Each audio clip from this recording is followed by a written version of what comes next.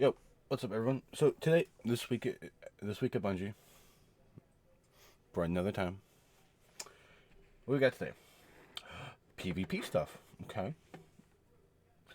You all seem to enjoy our extensive sandbox update last week, so we thought we'd offer another in-depth update. Hopefully, have your reading glasses ready because we have a lot to share. Let's get to it.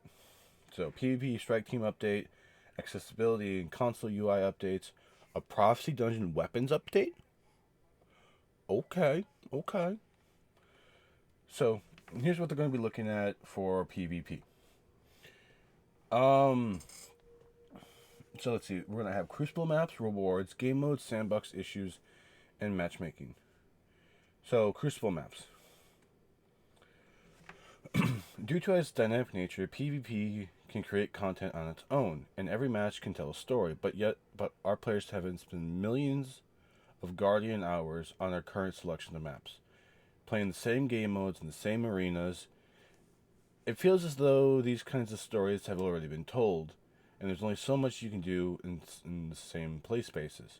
Additionally, different modes require different kinds of maps to succeed, but our limited map selection means we have to often push modes into maps where they aren't necessarily optimal, resulting in subpar player experience. Our current crop of maps has not been updated in some time, in terms of spawns, ammo crate creation, zones, and etc. And this has been an exuberant issue where issues will continue to add newer modes to old maps. Example would be maps made for Rift being used for Clash and Control, like Disjunction, the Citadel, Convergence, and Cathedral of Dusk. To help with this, we made some substantial quality of life passes through our existing maps. So, already live, the initial map spawning quality of life pass address spawn traps on Altar Flame, Cauldron, Endless Vale, Midtown, and Meltdown. An update on March 5th. They're doing some initial map spawning quality of life pass at addressing spawn traps for Eternity and Fortress, removing all backfield spawns for non-rift modes, Citadel, Cathedral Dust, Disjunction, and Convergence.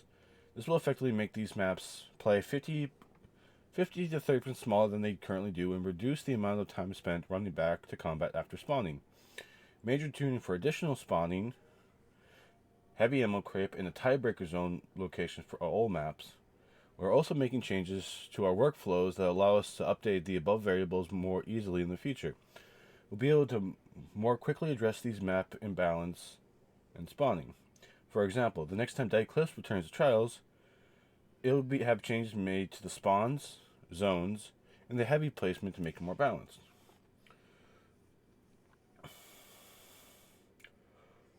Oh.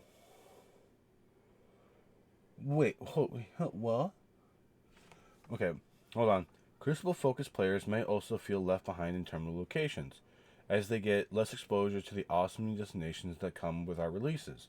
For example, Europa and New Moon have exciting palettes that our PvP focused players rarely get to experience. In May, we'll be releasing new maps to explore these locations. While these maps will be available in Control, they will be specifically built with the focus on 3v3 game modes that come in mind: Dominion, Clash, Survival, and our newest mode, Collision. Huh. May update. Adding 3 new maps to the Crucible. Eventide Labs for Europa, Cirrus Plaza for Neomuna, and Dissonance Terraformed Pyramid Ship. Oh, okay. New PvP maps. Okay. Rewards. We want the Crucible to feel as rewarding as PvE, with the post-game drops on par with strike activities in terms of rewarding materials and activity-specific loot. We also want PvE players to have more consistent methods of being rewarded with build crafting materials, which has led us to making the following changes, which are currently available in the game. General, already live. Increased end of match rewards, including more glamour and higher chances of enhancement cores and crucible engrams. Created double rewards booster for PvP. Competitive, already live, added weapon focusing and added a second tier competitive weekly challenge that awards Ascendant alloys. Oh. Oh. Oh. The first reward for the first time in Destiny PvP is the addition of Artifice Armor in Competitive Crucible. This high stat armor will be attainable as a reward from a new third tier on the Competitive Division Weekly Challenge. After completion of the Weekly Challenge, Artifice Armor will continue to have a chance on any further victories. These Artifice Armors will be given a Year 1 Crucible gear, a new lease on life. Okay, that is huge. That is so great that they're doing this. So for the Warlocks, it'll be the Phoenix Bond and the Anaka Seeker 4. As this armor will drop from Crucible, we will keep the Dungeon Artifice armor drops to the dungeon they're associated with. The inclusion of Artifice armor as rewards align with our goal of allowing PvP-focused players to have the endgame track that rivals PvE rewards. Another key change that we're adding in the new update is increased chance for exotic weapon catalysts on victory. Like Artifice armor, this offers a meaningful way to upgrade a Guardian's power while reward continued competitive success. So, competitive. Added a third tier to the competitive weekly that will reward Artifice Armor. This tier will be unlocked for all players who reach Gold 3 or above each season. This tier will require match victories instead of completions. Upon completion of the challenge, each victory thereafter will have a chance to drop Artifice Armor, and the drop rates will increase alongside your rank. Competitive matches will also have an increased chance to drop exotic weapon catalysts on victories. In trials, we want to strike a better balance between the effort versus reward equation of going flawless, while also increasing reward options for players who cannot go flawless. To that end, we recently added flawed card rewards. On March 5th, we'll update the Passage Ferocity and add a new Passage of Persistence. So already live, add a 50% chance to get a Trials weapon on wins. With update, this will be updated to exclusively drop the weekly weapon reward to better allow target farming for the specific weapon you want. Added flawed card rewards. In the update, we'll be making changes to the Trials Passage. For Passage Ferocity, if you not have been flawless for that week, after 3 losses after 3 wins will reset you back to 3 wins instead of flawing your card. Oh, okay. With the new passes of Persistence, losses following a win will remove the win from your card. Consecutive losses do not remove additional wins. Getting to 7 wins grants you a drop of the weekly Adept weapon, regardless of how many losses you take. This passage works like a trailing backstop. Once you can at least get 1 win recorded in the passage, a loss will remove that most recent win instead of flawing it. Since consecutive losses do not remove additional wins, winning 2 games in a row adds a permanent win to the card, and win streaks longer than 2 add additional permanent wins. You can only go flawless on this passage if you do not have a win removed. Once a win is removed, you can no longer get flawless using this passage, but you can still earn a roll of the weekly Adept weapon. So if you want to go to the Lighthouse, that you can do that, but as long as you're keep going at it, it's win. It's okay, that might be a good card to get. We're also adding rewards for match completions by a 3-person fire team in Trials. Although you do not need to win to earn these rewards, they are participation gated. So simply jumping off the map or sitting AFK in spawn will disqualify you from getting them. Additionally, you have 50% chance to get the non-Adept Trials weekly reward weapon, a 50% chance of getting the Trials Endgame drop, an additional Trials Reputation. These goals of these changes encourage players to team up with friends, with losses being less of a punishment. Players can have more fun and be well rewarded by doing so. Yeah. I really like these changes that I'm seeing so far. One for competitive, and the other for that. So, right now, competitive modes are not the bar of to qualify to of quality to best provide an exhibition of skill and mastery between teams. We recently updated the Countdown Rush rule sets in competitive and are introducing a new King of the Hill mode called Collision to Crucible Labs on the March 5th update. The goal is to replace Countdown Rush in the competitive place after testing. We also feel like our quick play modes are lagging in updates. Even though new modes are being made, they have been either a party mode like Relic or a limited time mode like Iron Banner Fortress, Eruption, and Tribute. Outside of those, players have had the same options for far too long. We want to make a new core modes available to the standardized playlist in private matches. We also want to experiment with interesting twists on the Destiny PvP that still would retain the core of the feeling of our gameplay without being limited time events. Already live created Sparrow Control, added 3v3 Clash to Crucible Labs, and updated Countdown Rush rule set for competitive. In the new update on March 5th, 3v3 Clash will be moving to the 3v3 Quick Play Rotator, we'll be making these updates to the rules. Heavy ammo will no longer be shared. The respawn timer is increasing from 5 to 7. Match timer increasing to 10 minutes, but the score remains 40. A new 3v3 game mode called King of the Hill mode called Collision will enter the Crucible Labs. One larger zone will rotate between 5 points on the map on a timer. Capture and control it to earn points. This mode will also test an alternative special crate system. The special crate system will be 4 selectable shared ammo crates that will spawn simultaneously at the beginning of the game or round and then on a timer afterwards. Each control zone location, A, B, and C, will have associated special ammo crate, but a 4th crate will be in a neutral zone. Players who currently have special ammo will drop special ammo bricks on death. It is our goal to polish and refine both the new special ammo acquisition systems, ammo meter, and ammo crates. They can then be utilized alongside the respawn ammo system. And we can pick the ammo acquisition system that works best for each mode.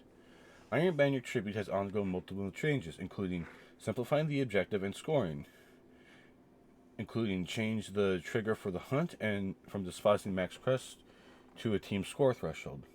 Removing the wall hacks on players carrying maximum crests. Cleaning up the user experience by decreasing the distance at which crest icons can be seen. We are also reworking how quickly the beacon despawn and rotate and significantly decreasing the time it takes to interact to dump crests. Reducing the number of turrets that spawn with the hunt beacon from 4 to 3. In another update, or they probably just messed this up, unless this is the update that they're going to have when there's what's it called? That Into the Light. Checkmate will be back in Crucible Labs, returning to a form closer to its original iteration. A 30% penalty on ability cooldowns, no starting special ammo, melee damage will not be increased, so take 3 base melees to kill. Primary weapon optimal time to I cannot fucking speak. Time to kill will be shifted to allow a more tactical sandbox in line with the original goal of Checkmate as a modifier. A new modifier, Hardware, will be tested in the labs. It's no abilities, only weapons. Grab special and heavy ammo from crates located around the map and get to shooting. Final Shape. Go and clean the truck windows. Don't stop to get cigars, or you do when you're not in this bothering up the windows. Private matches will have more options for players to set per mode. Modifiers such as Mayhem or Scorch will be options in the game mode. Play custom matches with your clanmates and friends, or leverage Fireteam Finder. We're also added more custom tuning to existing game modes, so you have better control over things like special ammo delivery, ability cooldowns, reviving, respawning, and more. Sandbox stuff. Alright. So this is all the stuff they're basically covering from last week.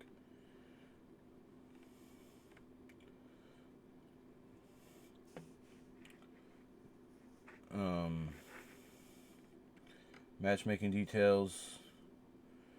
Replace the loose skill-based matchmaking Iron Banner control with the new outlier protection matchmaking system. Update competitive matchmaking to be rank-based, and currently testing several different Snake Draft Lobby Balancers. In the update, we'll be updating our playlist tooltips to correctly display which matchmaking style is being used for each mode. We'll update some changes ongoing experiment of the Snake Draft Balancing aimed at improving how it handles fire teams.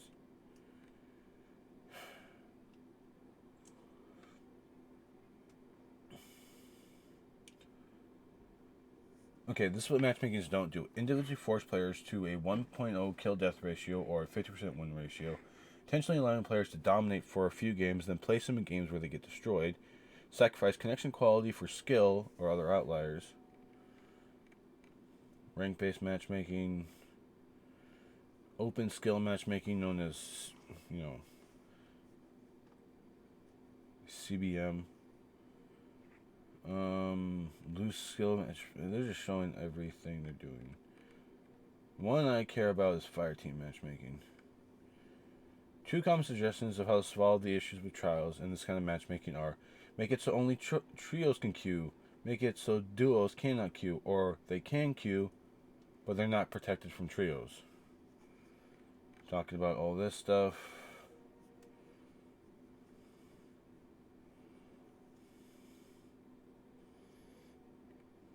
Lobby balancing. Okay, this is the one I want to talk about. Wait, what? Oh, you guys suck. In the March 5th update, we'll be updating the weapon pool for the Prophecy Dungeon. This will include swapping out 3 weapons and making some key updates to other existing weapons. So, if you don't have a Last Breath, a Long Walk, or a Swift Verdict, and you really want one, get it now. But they're gonna miss out on the Origin trait that's being added. The old, new, and updated weapons below will be given the new Origin trait, Crossing Over. These weapons have increased range and handling over the top half of the magazine, while the bottom half of the magazine will deal increased damage. What weapons are being added? The Prosecutor Auto Rifle, Arc, the primary kinetic precision submachine gun, and the Relentless Pulse Rifle. Primary, heavy impact, damage changed from kinetic to strand, so it's going to be a strand pulse rifle. The Judgment Hand Cannon was kinetic, now it will be stasis. Darkest before, it was arc, but now it's going to be solar. Sudden Death, it was arc, now going to be void. And this is how they're going to work. So, at the phalanx, the initial boss, you will get the pulse rifle and the auto rifle. In the cube, you will get either the sudden death or the submachine gun. At the final boss, you either get the hand cannon or the pulse rifle. That's how these work. Crew winners, bunch of accessibility stuff, movies and arts of the week. We'll be back next week to share everything we can to expect from the upcoming Guardian games. Until then, be good to each other. So that's it. I think the only thing I really care about is I like what I'm seeing from the PvP team. Now please, PvP team, can we please get something for Gambit? We're going to talk about Guardian games next week, though.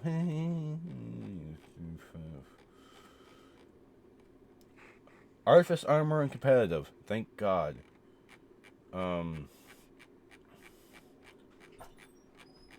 Yeah, that's really the only key point out of it. So, that being said, you guys have a good one. I'll get this video up. Red faction, have fun. Purple faction, if you're watching this video, which you probably should be. I will see you guys on Sunday. Have a good one.